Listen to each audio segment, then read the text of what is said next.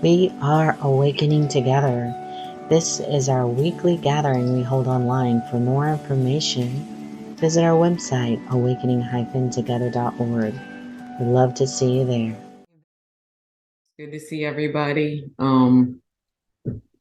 It's been a very beautiful and quick summer. Hope everybody had a great time this summer and got to relax and do some interesting things. Always, as usual, I'm always so happy to be in the room in this way and to share and more than that to teach myself as I'm sharing, which is all I'm doing. Hey, it's good to see everybody and even some faces that I don't think I've seen before. So that's beautiful. Um, so now I'm going to share with you our purpose and our values.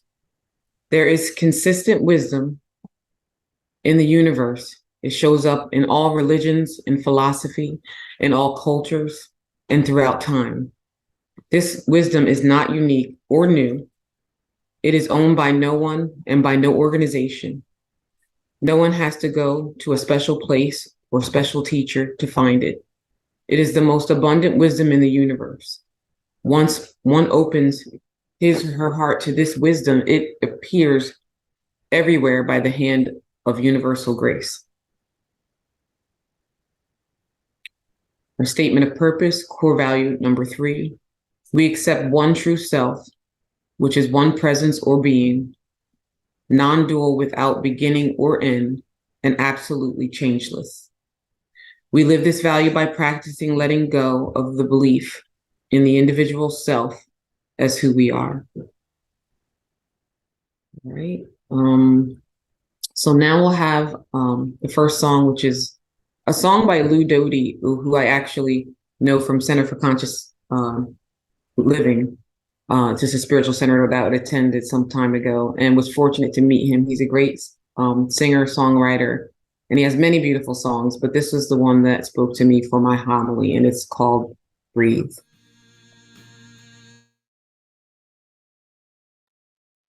So we'll now move into our prayer.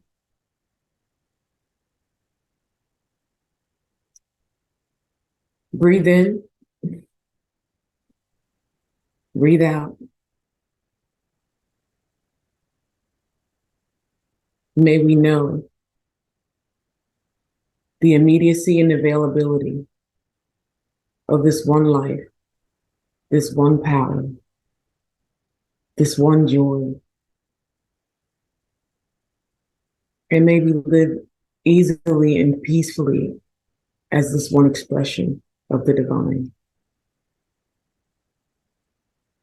And I invite what wants to be said here today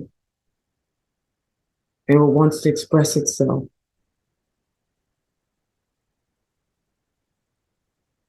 And I remain fully present for that expression. And I welcome all of the love and the energy of this group into this sacred space and community. Amen. So now we will have a reading by Audrey Whitehead, who's graciously accepted my request to be my reader. And the reading is Now That You Are Formless, a Contemplation for Self-Revelation by Helen Hamilton, pages 28 to 33. Thank you, Audrey. Beverly. Good morning, everybody. It's so great to be here. And I'm just going to jump right into Helen Hamilton's reading. Chapter 10, Recognizing You Are Sentience Itself. When we believe we are a separate person, a mind and body moving through our lives, we usually feel that we are either intelligent or not. We feel that the sum total of our sentience is between our ears as a capacity of our brain. We can feel that we are quite intelligent, or we can feel that we have very little intellectual capability, or anything in between. Once we begin to discover our own formless nature as the true self, we must begin to redefine what sentience is. If we look in the dictionary, it will define sentience as the capacity to feel, perceive, or experience subjectively. But what is that capacity, and where does it originate from? Check in now and look for yourself as you listen. Stop and tune in to the ever-present reality that you are, and notice it is you. So stop in and tune into the ever-present reality that you are, and notice it is you. You are aware. You know everything that is going on. At first, it may be difficult to see why this is important for you to contemplate. But as you investigate what you really are, you may make some huge discoveries. This formless self that you are is the source of all manifest beings. And as such, each human being has a sentience innate with them. For example, they exist, their name, sex, age, etc., and can study many subjects intellectually and retain that knowledge in the mind. You are not a sentient person. You are the source of sentience itself. It is worthwhile spending some time contemplating the statement until you can confirm it is true experientially.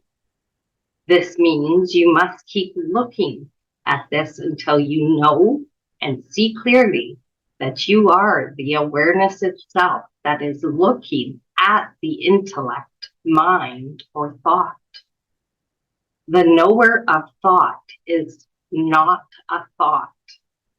But what is it? What are you? Once you have deeply contemplated this chapter, you will come to see that there is nothing else to find out or to know, because all knowing occurs only in the mind. Intelligence, ignorance, knowing or not knowing come from the mind, and that is happening in front of you. If you contemplate what this means, then you will begin to see that you are before and beyond ignorance, and also knowledge. Ignorance in this context, to not know what you are, or to be sure that you are a separate person, both are the same. Knowledge here means to know you are the formless self. Both these states of ignorance and knowledge come from the mind and are happening in thought. If you realize this, then it has a profound impact on you. What does this mean? It means that all revelations, all insights, all aha moments, all breakthroughs are happening in the mind only, and you remain always as you are, the perfection itself. It may take a while before it fully impacts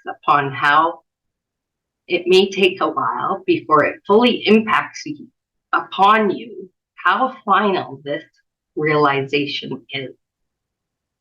It means that no matter how much meditation, contemplation, and self-inquiry you do for the rest of this bodily existence, you will never improve upon, change, or become more yourself. You are You already are this perfect, formless awareness self.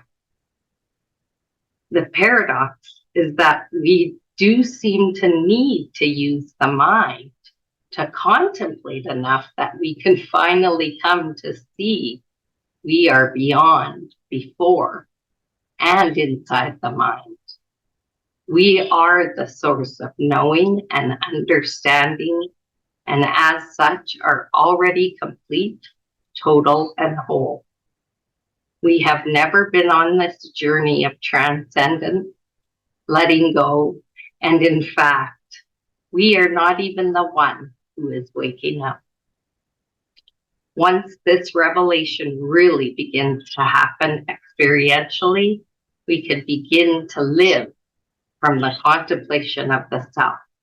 We will see desires and suffering drop away in the seeing of our already sowness.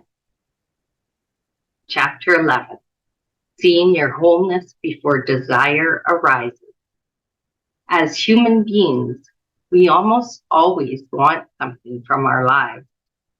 We usually want something to come to us that we have not as yet got, or we want to get rid of something we have now. We can also want something to continue or stay in our lives that is destined to end or leave us. Most of our human suffering occurs because we spend a lot of our time fighting against what's happening to us, what happened before in the past, or fearing what may happen in the future. As we embark upon a spiritual path, most of us substitute all our normal desires for the urge and wish to wake up fully to the realization of what we are. We may begin to suffer even more than we did before we heard about the true self and enlightenment, and especially so if we have a glimpse or an experience of the awakened state. It is not uncommon for people to spend years desiring some particular state or meditating to try and become some idealized version of themselves that they would like to be. The truth is already present, whole and perfect. It has no desire and it cannot suffer. Only once we believe our thoughts again and feel we are a separate person can we once again suffer. Stop for a moment and notice yourself just here. Notice that you are simply here. As you are right now, you can perceive the body, thoughts, perhaps, emotions maybe, and outer stimuli. But what you really are is here and not trying to get anywhere else. Notice also that your real self is simply being here. There is no separate person in this that you are to want anything or reject anything. Look again and be sure to confirm this until you see that all desire comes from a rejection of the already perfect self by the mind. Look at this again and be sure to confirm this until you see that all desires come from a rejection of the already perfect self of the mind. There are no desires possible when you are simply being yourself.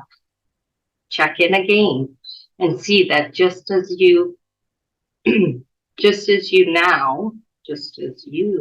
now, just here, you do not actually want anything or need anything. Excuse me. Look again and confirm that you are effortlessly here and at peace, just as you are right now. Nothing that you could acquire, receive, or become can make this right here and now any better than it is. No experience or state that you could feel would impact and improve upon the real you that is simply present, aware, and yet not affected by anything. Even once this body that you are using to perceive yourself begins to fail, you will eventually drop, fail you and eventually drop. You will be just as you always were. Desire means you want or need something to be other than it is right now. Having a desire is not wrong, but we must also come to see that whatever we desire is really only so because we feel it will make us happier, more at peace, or safer than we are right now. As we begin to investigate what we really are, we can come to the startling conclusion that nothing at all can alter, change, or affect us. No thoughts, states, emotions, or outer circumstances make even a slight change to the already perfect nature of the self. You are invisible, formless, and ever present. You are reality itself. You need nothing at all to be happy. Even as you begin to contemplate the place where desire cannot reach you, you will see greater joy and contentment coming to you. Confirm and reconfirm through looking, seeing, and realizing that you are not in need of anything, nor can you want anything. You do not even need to know who you are, as that would only be a thought happening in this that you are already. You are already all that you could desire to be. Everything that happens and manifests is included in this wholeness that is so total that it can even allow a sense of incompletion, inadequacy, or unworthiness to be present. You need nothing. All is arising in you. All is you. Thank you. So I, have read this book a couple times, and Helen often talks about the experiential aspect of awakening, which is really all there is. It's experiential. But a lot of things take time, at least for me, to go from the intellectual to experiential. And I'm kind of, it's dawning on me how important the experiential aspect of practice is.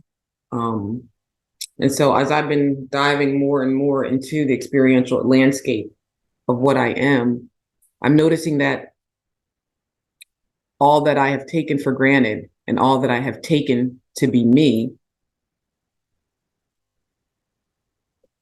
this ever-present reality that Helen talks about is so close that we miss it. It is literally closer than our very breath. And I've heard this before, but again, I just had an intellectual understanding of it until now. So when I check in and ask, what am I see that my mind initially wants to define everything that my senses perceive as me. Mind is the broadcaster of experience, but it is not experience. It is the interpreter of experience, but it is not experience. It is the post-game announcer of experience, but it is not experience. So when I tune in to the ever-present reality that I am, I see that what I am excludes nothing, yet there is no thing that can define what I am. There is no final answer to this question. The answer is infinite. I cannot look at anything in my life as the answer. There are infinite answers, and the response to all answers is, what am I? The good, the bad, the neutral, none of it can define this what am I question. Not giving in to any answer as the final answer plummets me into the depths that can never be reached. When I'm frustrated and come up against an answer that seems so finite, so real, and so tangible, This is an opportunity to go deep into this contemplation and say again, what am I? When my mind would argue with me, using all it knows, remembers, and fears, I say, what am I? As if to say yes, and what else? There is a conviction that there is more, infinitely more. As Helen often says, that these answers that we receive, they present themselves. They're not bad or wrong. They're just limited. As the infinite reality, I can show up as many realities. Why would I want to accept just one? Why would I want to limit the infinite expression that I am? If this formless self that I am is the source of all manifest beings, and this innate sentience is within me and is me, why would I stop at mind answers? The answers that the five senses can give me, the answers that life circumstances have given me. So limited is any one answer. And as I continue to contemplate, I can feel the pull to stop the investigation. Mind says, you have responsibilities, you have things to do. Life doesn't live itself. All food for inquiry and contemplation. But in the meantime, I give thanks for these answers and continue to ask, what am I? Because we have heard all of these answers before. As I contemplate Lou Doty's song, Breathe, I'm reminded that the infinite is what I am. It is the air that I breathe and the lungs that breathe it. It is the sights I see, the touch I feel, the smells I smell, the sounds I hear, the tastes I taste, and yes, the thoughts I think, the conversation in my head, the ruminations that echo in my mind, the emotional roller coaster that would take me on many rides. And yet, not one more important than the other, as the infinite does not play favorites with what does not exist. All just phenomenal. Just breathe is a reminder that the infinite is here, present now. I exist, and anything that comes after that cannot bind me unless I believe it can. In this human existence, the show must go on, but we are brought back to the remembrance that we are not the show. And if we can get out of the way, we can see that even the show is not outside of the self and has divine order. Can we learn to relax and be held? The Lord is my shepherd, I shall not want for anything. And every breath should be a reminder of this. Every breath should be a reminder, a contemplation of what we are. When I hear this song, it brings me to tears at times because I'm like, oh yeah, it's here, it's right here. It's me. And the revelation is so humbling and so powerful. Now, what is the value of direct experience? I witnessed a car accident the other day. There were a few cars ahead of me, so I couldn't really see what was going on. And I heard a noise that was foreign initially to my mind. And then I witnessed the car further up spinning around into the next lane. And thank God everyone was okay, it seemed. But the angst in the moment, what my brain did is it rearranged the order of what happened until it could catch up to what was happening. Clearly, the impact was heard, and then the visual of the car spinning happened next. But because my brain needed to understand and could not make sense of the sound with no visual input, it realized that the sound was the impact and put the sound after the car spinning because it was figuring out what was going on. It was like it replayed the sound of the accident after the accident happened. Now, common sense or deductive reasoning informed me as to what happened first. But the phenomenon of my mind needing to understand so much that it would rearrange what happened was interesting to me. I was not having a direct experience. There was something that was having a direct experience, but I was having an interpretation of an experience, a filtered experience. What would it be like to live from direct experience, without filters, without fear, and without narration. And I would even add, without needing to understand. There is no substitute for direct experience. Mind is a substituter. It will fill in the blanks faster than you can say boo, which is why it cannot be relied upon for what you are. We are not to reject its input, but thank it and move on when we are in contemplation. It has served us well, but the information it gives us is inaccurate when it comes to what we are. It's feedback. If its feedback regarding things of phenomenal nature can be inaccurate, then what can it tell us about our true nature, about the self? Something it can know nothing about. She says, you are not a sentient person. You are the source of sentience itself. If I'm not a sentient person, then I cannot claim ownership of anything, My karmic patterns, my thoughts, my problems, my epiphanies, my blissful experiences. I am the source of sentience. And as my conviction, understanding, and knowing of this deepen, the former have no relevance to me as source. That which would claim to define me based on my limited understanding is seen for what it really is, nothing. All of these things are happening in front of me. Knowing, not knowing, guilt, shame, fear, anger, despair are all happening in front of me, the source of all sentience. Therefore, I have to be before all of this, and these misrepresentations of me cannot stand in the light of the knowing that I am the formless self. I am unimpacted, even by revelations and miracles. I will never be more myself than I am right now. Even the seeings that allow my mind to get it cannot change what I am. Using the mind for contemplation and accepting only experiential answers while letting them go, we begin to have an experiential revelation of what we are, and we begin to live from the self which is already whole. Mind gives us a fractured, particulate version of truth. Have you ever looked at a picture of yourself, those pictures that we take with family or at a reunion or somewhere, and you think, now who the hell is that?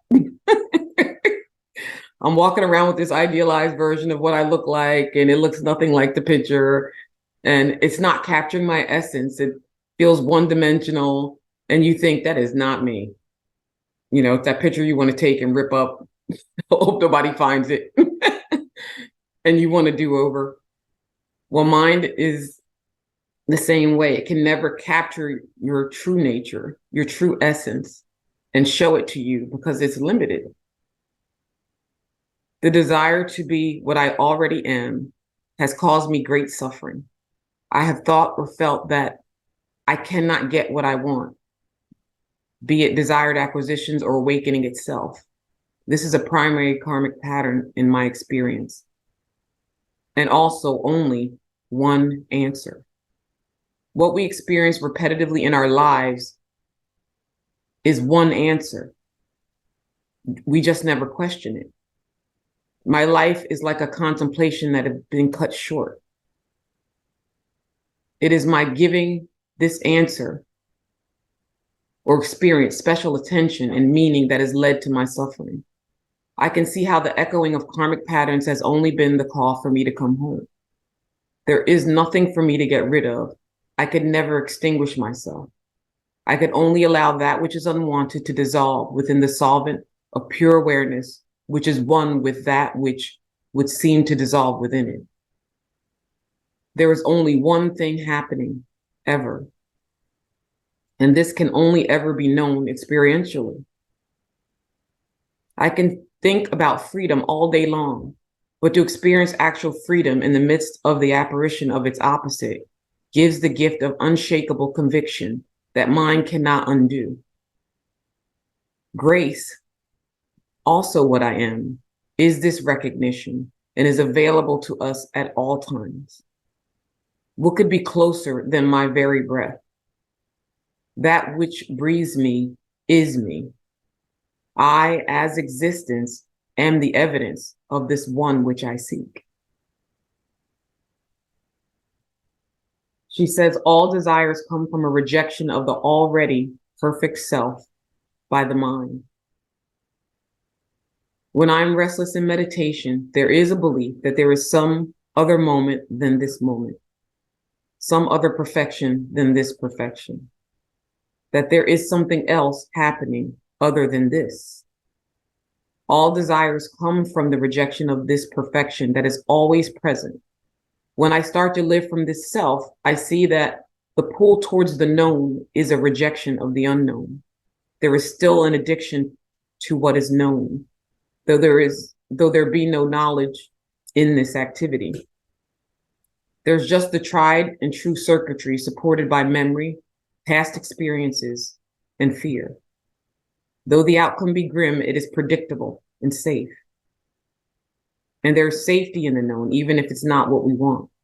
There's safety in panic. Can you believe that? And stress, and I'll do it myself, or the old heave-ho, or however we have been living and what beliefs we've been living out of. And the complacency creates more of this. How low can I go? Well, I'm infinite. So what about desire? When you are simply being yourself, desiring becomes impossible. If you are everything, what could you want? If you are effortlessly here and at peace, what are you rejecting? Nothing. Our rejection keeps us in lack. Our refusal to invite the whole of our being into this question, what am I, keeps us experiencing less than the whole of what we are. The less than desirable answers cannot diminish the self. Mind's unfiltered, horrible answers, even the painful, frustrating, despair-filled answers, cannot affect the self. Welcome those answers home and thank them for their service, for their authenticity, for their uncensored expression. Allow them their say so that they can be heard and loved. And some say transmuted, but really just recognized as self, like someone taking off a mask. Are the qualities of phenomena important to the self? I can invite every phenomenal aspect of myself into this oneness that I am, which excludes nothing and never ever differentiates. It's like the dollar store commercial. I don't know if some of you remember the dollar store commercial where the guy keeps asking, how much is this? And the store clerk's like, $1. And he keeps asking over and over, well, what about this one? $1. And it just goes on and on. By the end of the commercial, he's still asking, and the store clerk's over the intercom and he goes, $1, because this guy is just being so annoying. And this is like the self in a way. The phenomenal aspect of our lives has no worth or qualities that will make one more special than the other. Your fear, your karmic patterns is worth no more to the empty space than a sofa or table sitting in the empty space. The empty space or the self has no value system for that which does not exist. And no thing exists. So we are often looking past what we are. Have you ever looked for your glasses and they were on your face? And in my very special circumstances, have you ever looked for your cell phone while you were talking to somebody on it? Oh God, that's an embarrassing one to admit.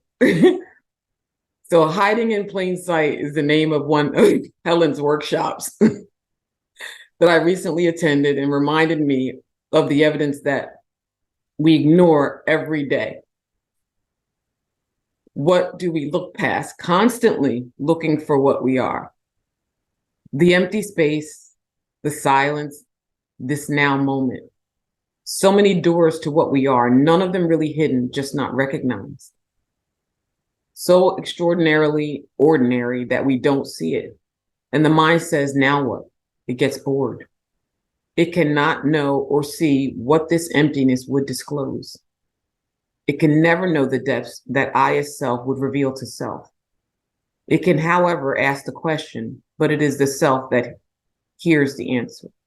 It is silence that sees silence, stillness that sees stillness, and awareness that sees awareness. How could the unreal see the real? Self recognizes self even as mind would try to insert itself into the experience through commentary, narration, or interpretation, trying to define, qualify, or validate what is seen. As we let go of mind, answers that come to us in contemplation, we eventually see that mind becomes silent after giving all the phenomenal answers that would normally be available to us. Then that which is not phenomenon, or that which is constant and always here, moves to the foreground, and we feel peace. But the depths of this peace have only begun. Mind is impatient for it to show itself and says, nothing is happening. But something in us knows that there is more, infinitely more. What we say to mind, to be open to what is truly possible, is thank you next. Like the Ariana Grande song. Mind is not wrong or bad. It too is an expression of the self, but when its function has run its course, we say, thank you next. The phenomenal has nothing to offer us at this point, where we are questioning what is real. I've had life circumstances that have launched me into beliefs that fuel the need for protection, for lack of trust, the need to be seen for lack of validation, the need to be loved for lack of self-acceptance, and so on. Through contemplation, we can thank these answers that we have relied upon and be open to what is next. We neither need them to stay, nor do we need them to go. We can know there is something that is pure and true, and without exception, unaffected by what we have seen up until this point. And we can be curious about our true nature and know that what mind could never reveal to us is so very powerful. So grateful for life and its pointings, its pain and healing. We are ready for truth. Desire means, she says, desire means that what you want or need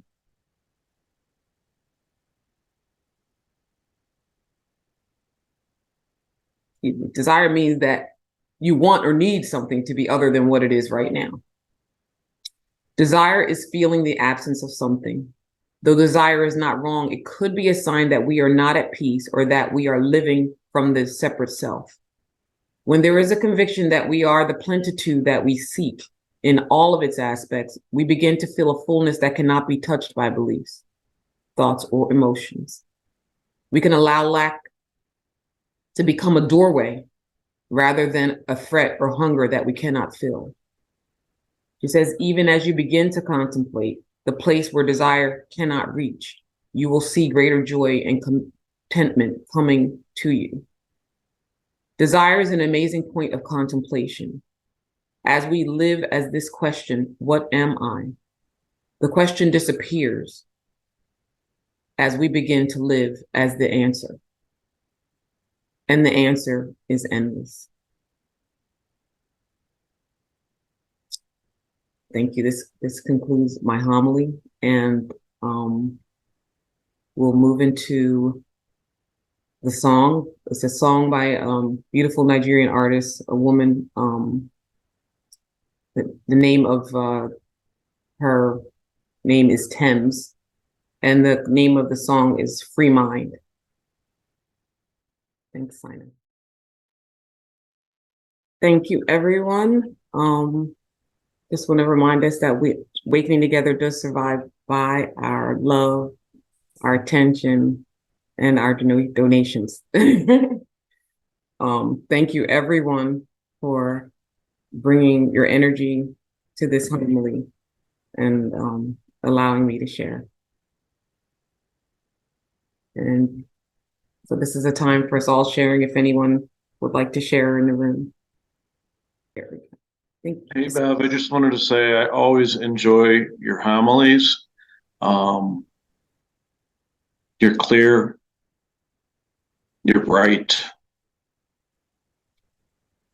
I realize bright could be taken two different ways, but your brightness shows through, and you're bright. And I thank you for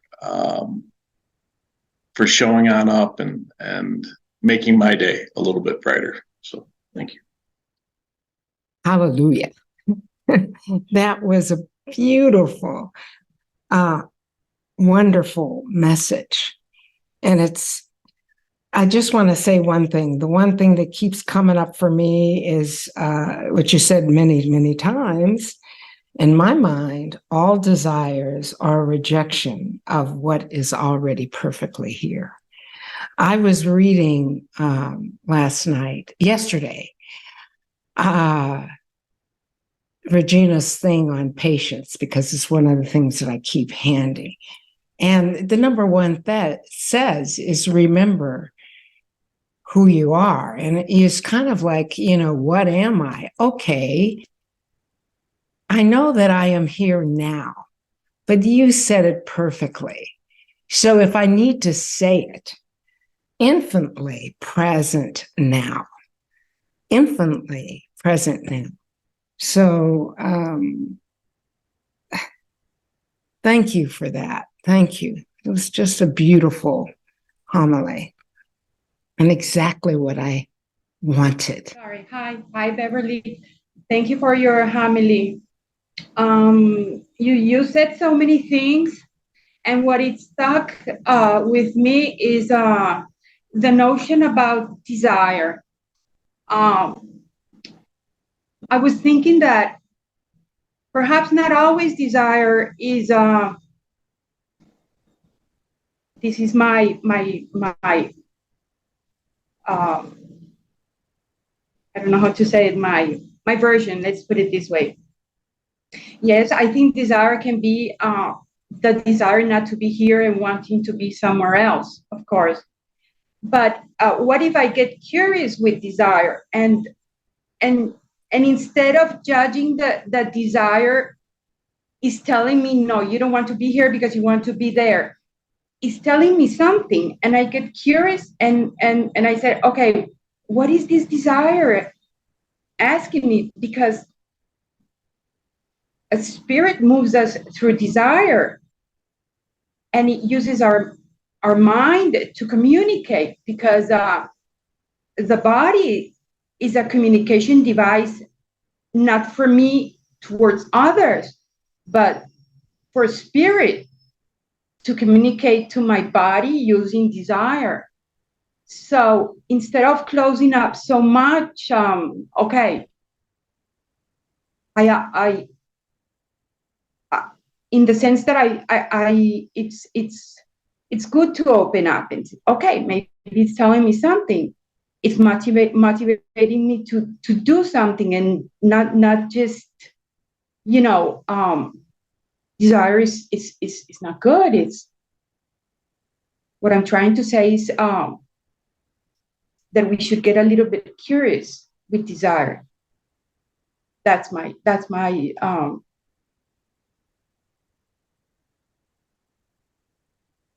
what I'm trying to say. Thank you.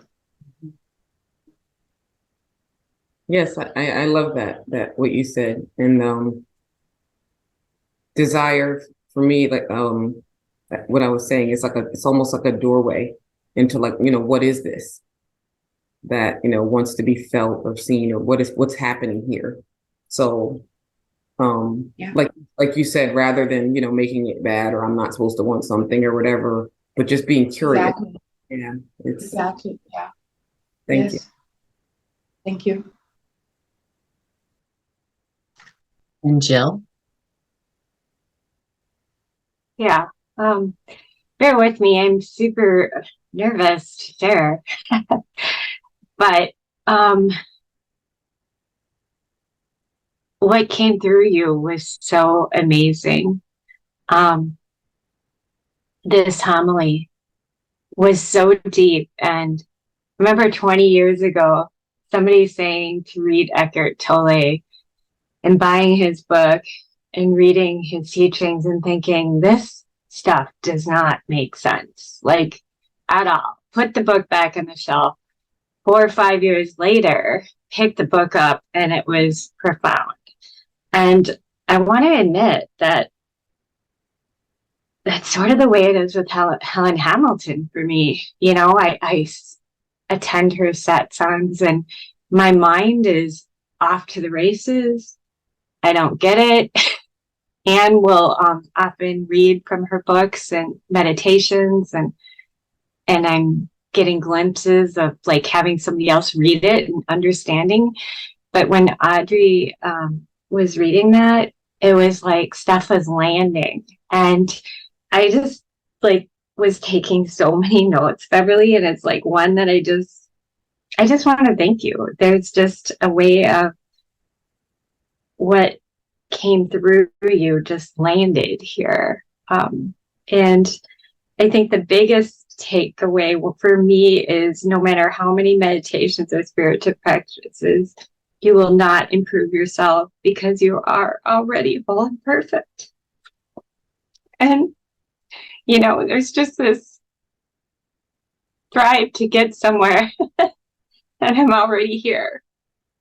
You know, getting up at 4:30 in the morning to meditate for 2 hours. I just want to get somewhere. And I'm already here. And I just really appreciate this homily because it was sort of like, I don't know, it's funny, and I don't mean this in a demeaning way, but it was sort of like the cliff notes of that book. Like it just landed, and the beauty of what came through you, and that was just, it was felt, and I felt like I experienced what you were experiencing. Thank you.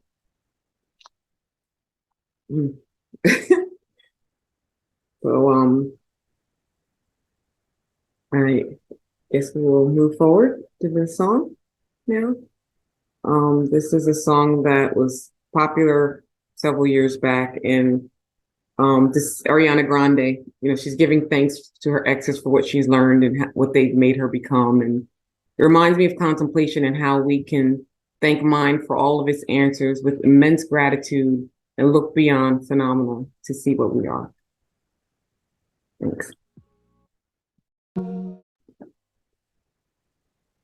Thank you, Awakening Together. Thank you so much. And as always, it's an amazing, amazing experience being with you all in this way. And love you. Been watching our online gathering. It happens weekly on Sundays at 10:15 a.m. Eastern Time. To join us live in the sanctuary, visit our website, awakening-together.org. You'll want to click on Online Sanctuary in the main menu, and then in the drop-down menu, look for How to Enter the Sanctuary. Right there at the top of the page is a clickable link. We'd love to see you in the sanctuary and join with you in fellowship. Thank you again for watching. Also, please know that if you'd like to stay connected via the Awakening Together channel here on YouTube, you can subscribe and hit the bell for more notifications. We hope to see you in the sanctuary.